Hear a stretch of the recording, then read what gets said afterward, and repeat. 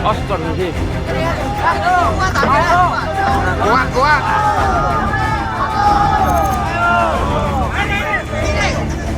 Ratusan warga Kecamatan Sumber, khususnya dari Desa Gemito, Kabupaten Probolinggo, Jawa Timur, secara bergotong royong menarik truk syarat muatan sayur yang terjun ke dalam jurang sedalam 100 meter.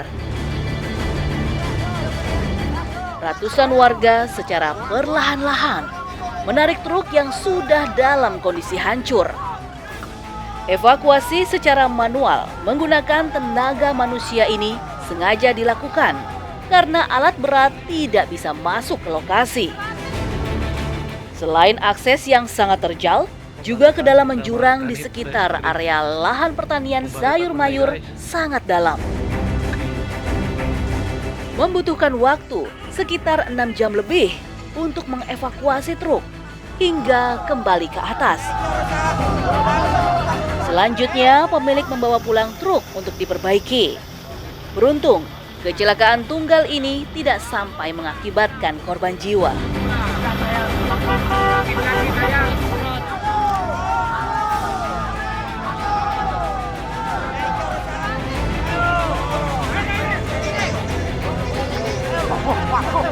Selain itu, jiwa kegotong royongan masyarakat suku Tengger sangat tinggi, sehingga berhasil mengevakuasi bangkai truk yang memiliki beban berat dan lokasi terjal.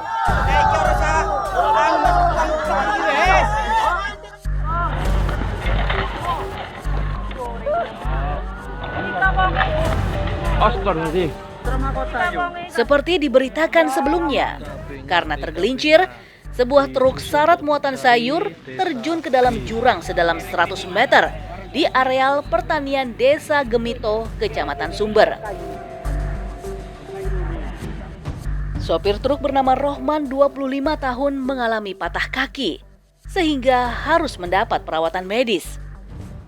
Petugas menghimbau, di tengah curah hujan yang masih sangat tinggi dan kondisi tanah labil, warga diminta hati-hati saat membawa kendaraannya di sekitar jalan lereng Bromo yang sangat terjal dan membahayakan jiwa.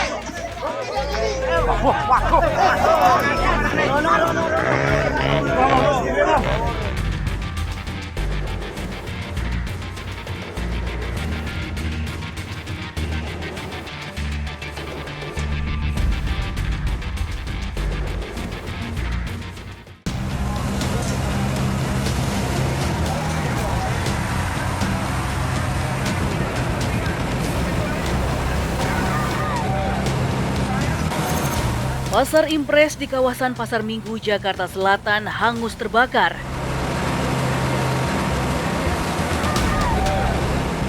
Kobaran api dengan cepat membakar sejumlah kios karena banyaknya bahan material yang mudah terbakar. Sejumlah petugas Dinas Pemadam Kebakaran terus berusaha memadamkan kobaran api. Belasan mobil pemadam kebakaran dikerahkan ke lokasi untuk menunaikan kobaran api yang semakin membesar.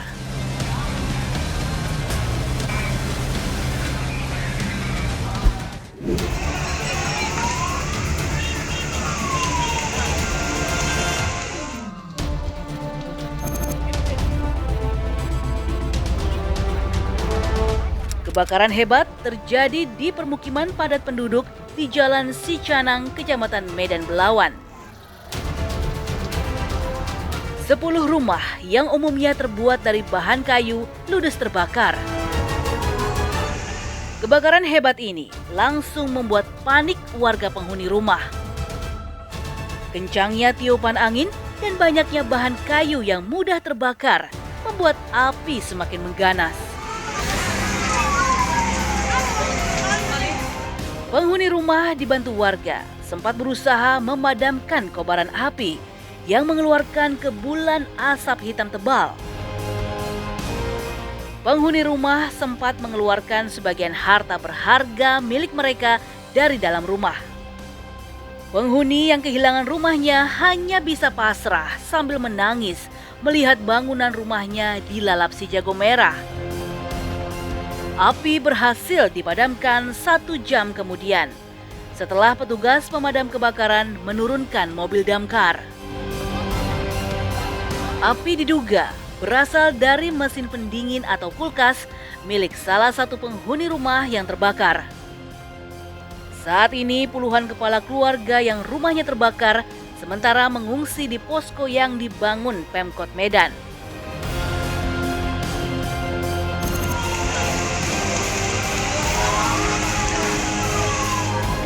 Rescue menyelamatkan berbagai kehidupan.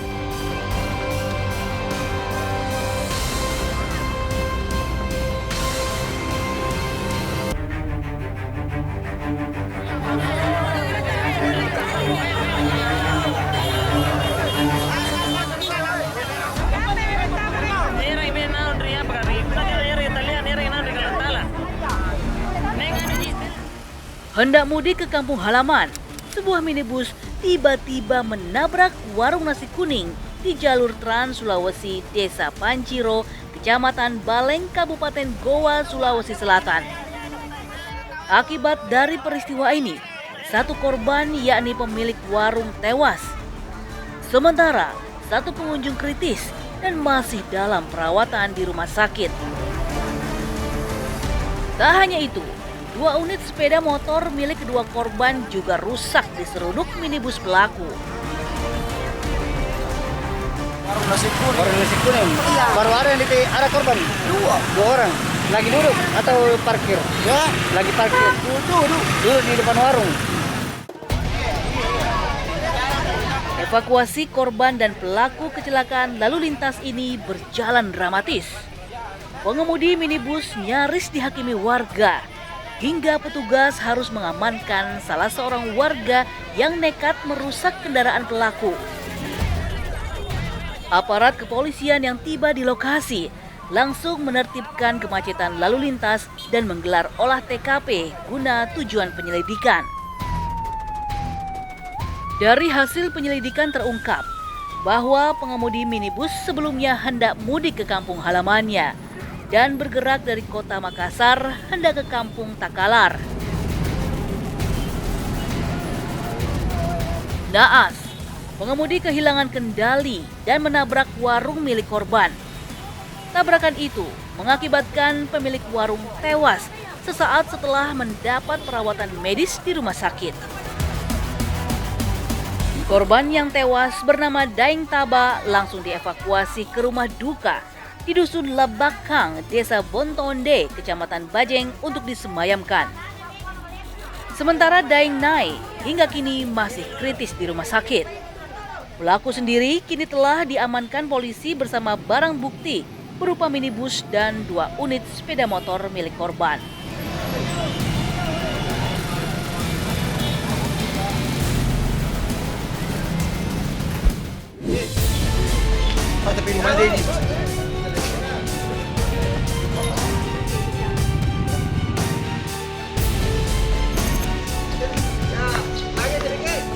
Petugas Dinas Pemadam Kebakaran dan Penyelamatan Kota Parepare, Sulawesi Selatan melakukan evakuasi terhadap seekor biawak usai mendapatkan laporan dari warga.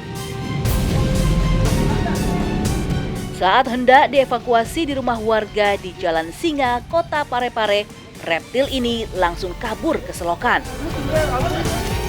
Petugas pun sempat kesulitan menangkap biawak lantaran hewan liar ini bersembunyi di selokan yang memiliki saluran sempit. Seorang petugas damkar mengalami luka di bagian betis karena digigit biawak saat hendak mengevakuasi. Diduga, biawak inilah yang kerap memangsa ayam peliharaan warga. Biawak ini sempat memangsa ayam 1 ekor dan lari ke rumah warga. Tapi karena tim evakuasi tiba di tempat, dia lari ke got lagi untuk bersembunyi. Ini kira-kira panjangnya berapa, Pak? Itu kira 1,70 meter. Biawak rencananya akan dikembalikan ke habitatnya di area hutan yang jauh dari permukiman.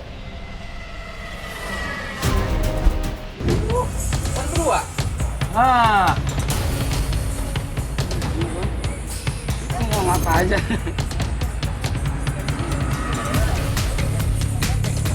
Warga desa Bojong Nangka, Kecamatan Kelapa II, Kabupaten Tangerang, Banten digegerkan dengan penemuan 7 anak ular piton.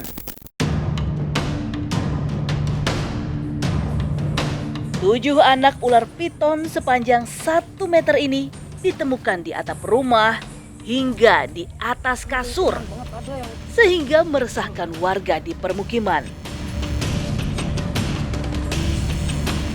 Dengan menggunakan tongkat, warga mencoba menangkap anak ular piton yang bersembunyi. Meski sempat mengalami kesulitan, anak ular piton sepanjang 1 meter yang sudah meresahkan warga 2 hari terakhir ini berhasil dievakuasi ke sebuah kontainer plastik. Sedikitnya ada 7 anak ular piton yang sudah berhasil ditangkap. Diduga anak-anak ular piton ini berasal dari rawa. Anak ular masuk ke permukiman warga karena kelaparan. Pasalnya, sehari sebelumnya warga melapor kehilangan anak-anak ayam mereka. Warga udah resah gitu aja, Pak. Tapi udah upaya belum mencari induknya gitu, sarangnya yang dekat gitu? Kalau hati saya sih udah upaya karena udah meresahkan warga banget. Ya ada yang di kursi, ada yang di atas atap gitu kan. Ada yang di atas kasur juga ada sih, di atas kasur. Pada naik gitu? Iya, pada naik. Yang udah makan, yang mana yang belum gitu. Kini warga mencari induk dari anak-anak ular piton ini yang diduga masih berkeliaran tidak jauh dari permukiman warga. Udah lapar kali ya. Ya.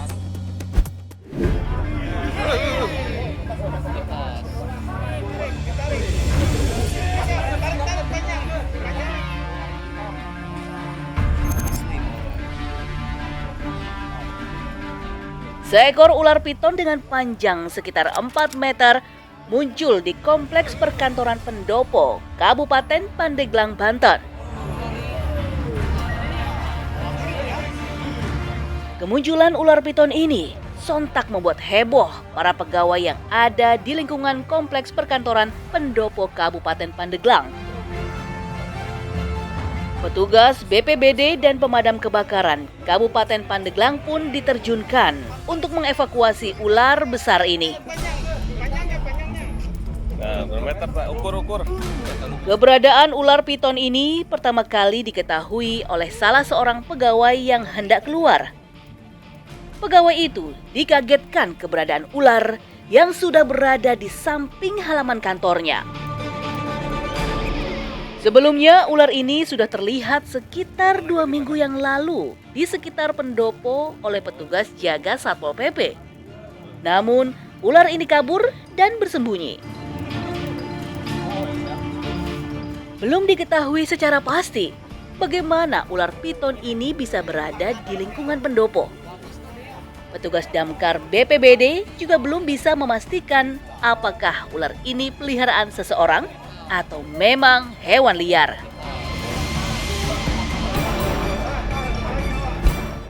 Oke, bikin capek dulu, bikin capek. Ini ularnya. Ya, ular. Trik. Lagi-lagi, seekor ular kobra induk berhasil dievakuasi petugas pemadam kebakaran Cibinong, Bogor, Jawa Barat. Bentar. Ini ularnya.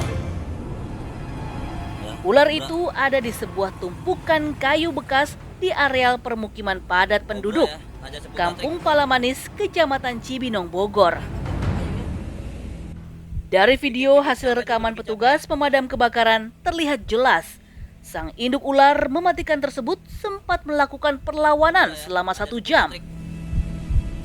Meski sempat panik, warga akhirnya lega setelah petugas berhasil menangkap ular kobra di permukiman padat penduduk.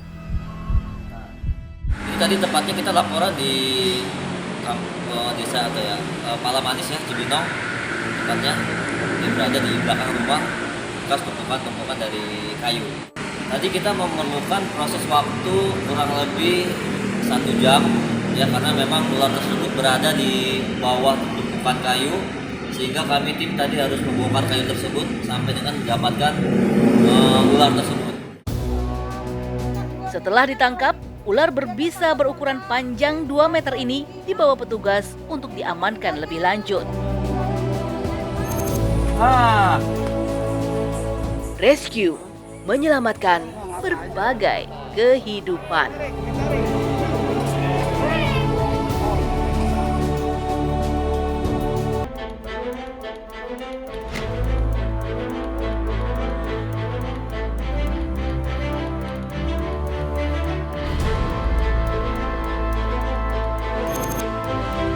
Sejumlah relawan dan warga Sendi melakukan evakuasi terhadap belasan penumpang 2 mobil yang masuk jurang di Jalan Turunan Tajam, kawasan Sendi, Desa Pacet, Kabupaten Mojokerto.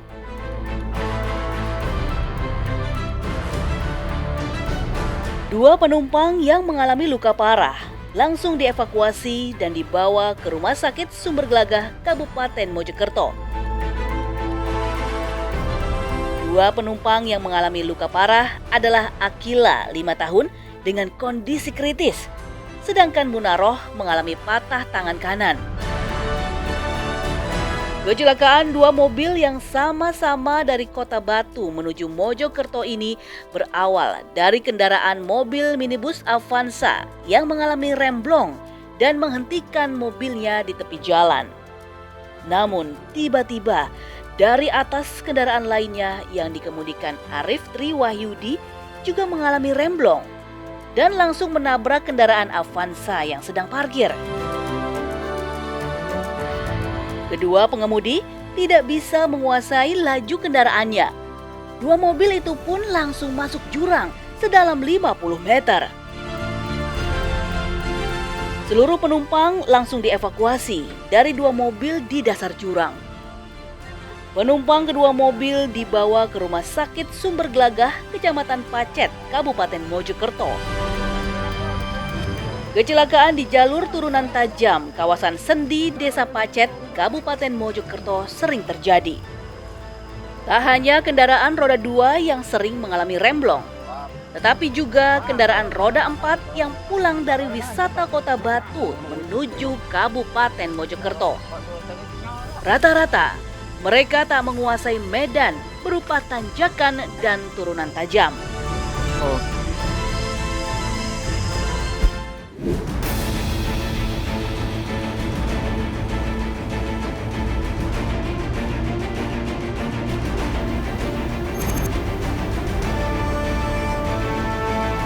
Sebuah kapal kargo Belanda, Ems-Lief Hendrika, terapung-apung dalam ombak besar.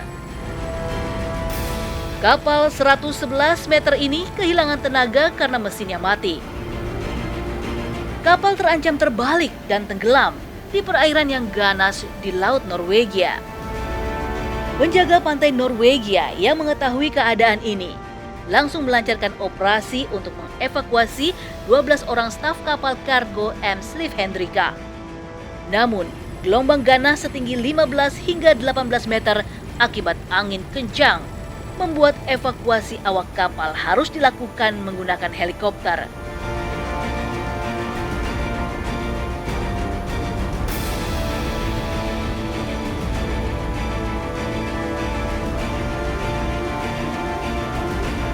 Beberapa awak kapal diangkut dari laut, sementara yang lainnya dievakuasi dari dek kapal. Di akhir operasi penyelamatan, ke-12 awak kapal berhasil diselamatkan.